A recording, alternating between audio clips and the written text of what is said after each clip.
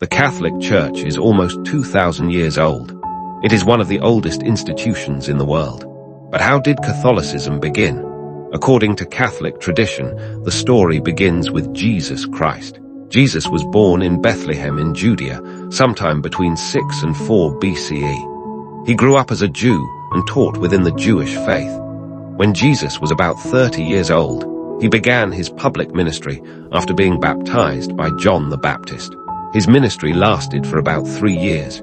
During this time, Jesus traveled through towns and villages, teaching people about God, faith, love, and salvation. He chose 12 apostles to follow him. These men were ordinary people, including fishermen and workers. Jesus did not choose only scholars or wealthy leaders.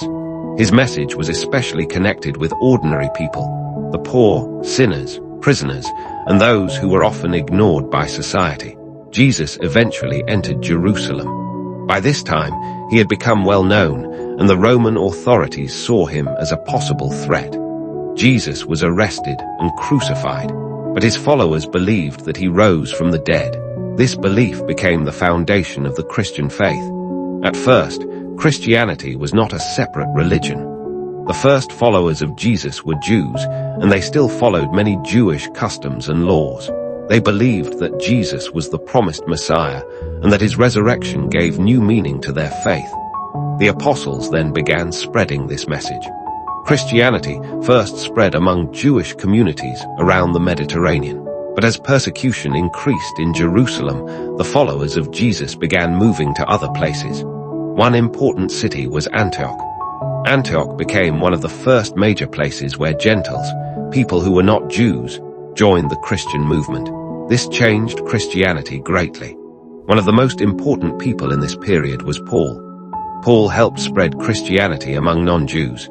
He taught that people could receive salvation through faith in Jesus and that Gentile converts did not have to follow every Jewish law. Around the year 50 CE, the Council of Jerusalem was held to discuss this problem. The leaders decided that Gentile Christians did not have to follow all Jewish laws. Peter was also an important figure. Catholic tradition teaches that Jesus gave Peter a special position among the apostles. Because of this, the Catholic Church considers Peter the first foundation of the line of popes. The Pope, according to Catholic tradition, is the successor of Peter. Christianity continued to spread. Paul eventually went to Rome and was executed there, but his death did not stop the growth of Christianity. By the end of the 1st century, Christianity had become a well-established faith. But when exactly did the Catholic Church begin? This is where the answer becomes complicated. According to Catholic tradition, the Church began at Pentecost, 50 days after the resurrection of Jesus. The early Christians were sometimes known as followers of the way. By the beginning of the 2nd century, the word Catholic began to be used. One early example comes from a letter written by Ignatius around the year 108. Catholics therefore see the early Christian community and the apostolic age as the beginning of their church. However, some historians and other Christian traditions give a different explanation. Some argue that what we now call the Catholic Church developed gradually during the first several centuries. The Church became more organized. Bishops, priests, and deacons became important leaders. Rome also became increasingly important because it was connected with the apostles Peter and Paul. Then something major happened in the 4th century. The Roman Emperor Constantine became connected with Christianity. In the year 313, Constantine and Licinius agreed to allow Christians to practice their religion freely. This became known as the Edict of Milan. This was a major turning point. Christianity went from being a persecuted religion to one that was increasingly accepted by the Roman Empire. Constantine later became the sole ruler of the empire.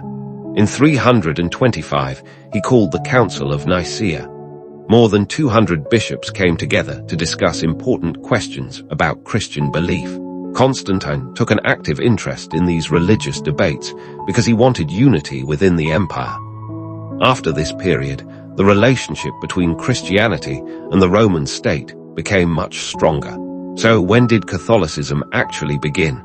There is no single answer that everyone agrees on. Catholic tradition says the Church began with Jesus Christ and the Apostles, especially with Peter.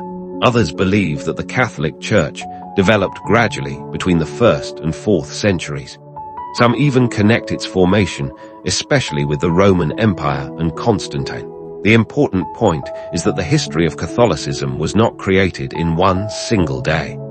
It developed over many centuries, from the teachings of Jesus to the Apostles to Paul and the early Christian communities, and eventually to the organized Church of the Roman Empire. So whether you believe Catholicism began with Jesus, with Peter and the Apostles, or developed into its later form over the first few centuries, one thing is clear: the story of Catholicism is deeply connected to the history of early Christianity and the Roman world.